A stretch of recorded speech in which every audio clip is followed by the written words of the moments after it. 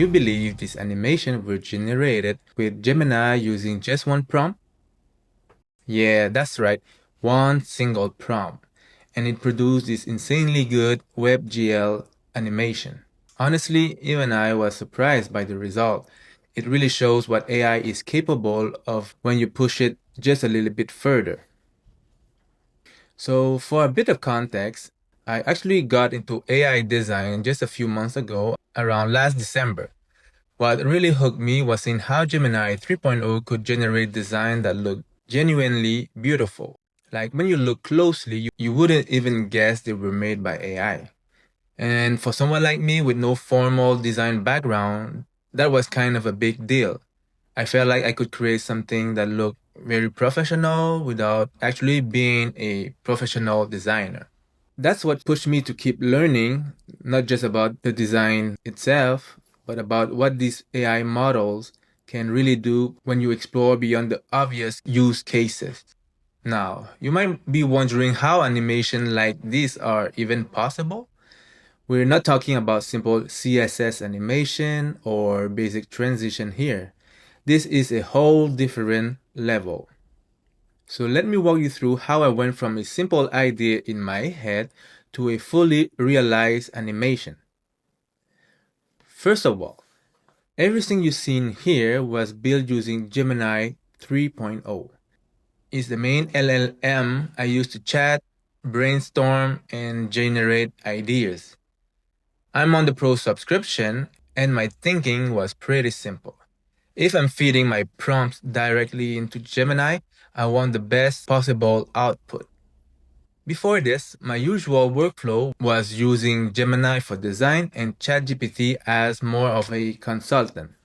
But this time, I wanted to try something different, basically a Gemini only workflow. Now, here's the thing, I'm not an animation expert. I had a clear idea of what I wanted visually, but I had no idea how to describe it in technical terms. And this is where AI really shines. You don't need to sound technical, you don't need to know the right vocabulary. You can just explain what you want in plain language as long as you're somewhat clear, and most of the time, the AI will understand exactly what you're aiming for. So I started with a very simple question. What kind of animation can be included in HTML? I asked this because the tool I'm using generates the whole code in HTML. From there, I got a clearer picture of the different levels of animation. At the simplest level, you have CSS transition. These are very low complexity, perfect for things like hover effect or simple toggles. Then you have CSS keyframe animation, also low difficulty. These are commonly used for loading spinners, looping backgrounds, or subtle repeated motion. Next is SVG animation, which sits at the medium level of complexity. This is great for animating icons, logo, lines, and different kinds of vector shapes. Now, the next two are where things start to get really interesting, the ones that immediately bring that wow effect.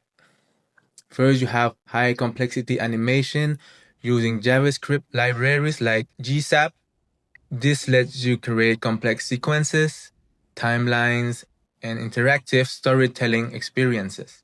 And then you have very high complexity animation using Canvas with WebGL.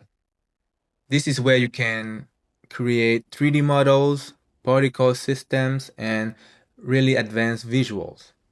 Now, even though this sounds extremely complex, here's the surprising part. When you have the right prompt, it's actually not as complicated as it seems. At this point, I was especially interested in SVG and WebGL, so I asked Gemini to help me generate a detailed prompt for the kinds of animation I had in my head. And the response was pretty exciting. Gemini basically told me that both options were fantastic choices and that I could skip manual coding entirely. So no complex stuff. These models are now specifically optimized to turn descriptive ideas like vibes, motion, and atmosphere into high-performance animation code. The strategy becomes really simple. You're aiming to get a production ready animation directly from Gemini. You don't need to understand every technical detail behind it.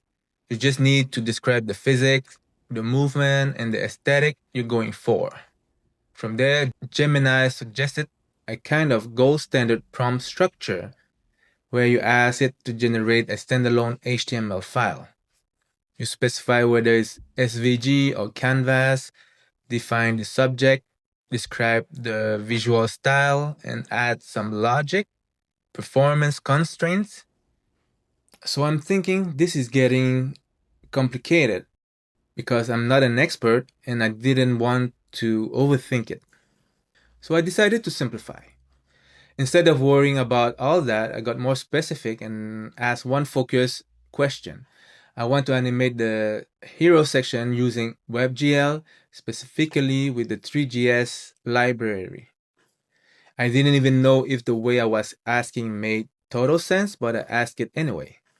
And it turns out it made perfect sense. This is where things really click. A WebGL hero section is basically like turning a static layout into a living 3D world. Because WebGL runs on the GPU, you can handle thousands of moving elements, floating particles, liquid distortion, even 3D models, without slowing down the browser. Gemini then explained that there's a basic structure behind it. You have your canvas in your hero section, that's your window into the 3D world. Then you define a scene, camera, and a renderer. You combine geometry, the shape, with materials, the color, and texture. At this point, yes, it starts to sound very technical, but here's the good news. You don't actually need to think about any of this. All of it gets handled through the prompt. And this is where the fun really begins. Gemini introduced what I like to call the Master Gemini prompt. Since Gemini is optimized for what's called agentic coding, in simple terms, it means it can build functional structure prototypes on its own, not just snippets of code. Using this master prompt, you can generate high-end responsive WebGL hero section in a single HTML file. First, you tell the AI to act as a senior creative developer. You define the visual direction, the aesthetic, the post-processing effects, and some technical constraints. And here's the cool part. Instead of locking yourself into one specific look, you can leave options inside the prompt. The AI will carefully choose between them, giving you variation without extra work. So at this point, all I did was copy the prompt, go back to Aura, make sure to select Gemini 3.0, paste the prompt, and just hit enter. And the animation just appeared live in real time. So guys, isn't this amazing? As you can see, live, Gemini created a beautiful glowing particle animation and it worked on the first try. Even better, when you move the mouse, the particle react and follow the movement in real time. This version was generated using the base prompt with multiple visual elements inside it. The AI randomly selected some of those elements and combined them into one unique animation. Now, once you have that base structure, things get really powerful. You can go back to Gemini and ask it to adapt the animation to a specific theme and even generate multiple variations. Here, for example, I use a more detailed prompt called Data Ocean. And honestly, this one isn't bad at all. Once again, it was generated on the first try. But here's something important you should know. Even though AI can achieve amazing results most of the time, you shouldn't expect this technique to work 100% of the time. For example, in one case, I pasted another detailed prompt and only the hero layout appeared. The animation itself was missing, even though you could still see the animation being generated live in the preview. Also, not every animation will give you that instant wow effect. For example, I tried a water theme, and honestly, I don't really love this one. is not something I'd personally use. I also tested a mountain theme animation. I think it's okay, but it could definitely be much better. Now, this one called Even Horizon, I really love this one. This one would fit perfectly into a hero section. Then there's Fractal Labyrinth. It's interesting, but I think it's a bit too much, especially with the color switching at the bottom. And finally, this one is called Glitch Artifact. Not really my thing, but that's the whole point.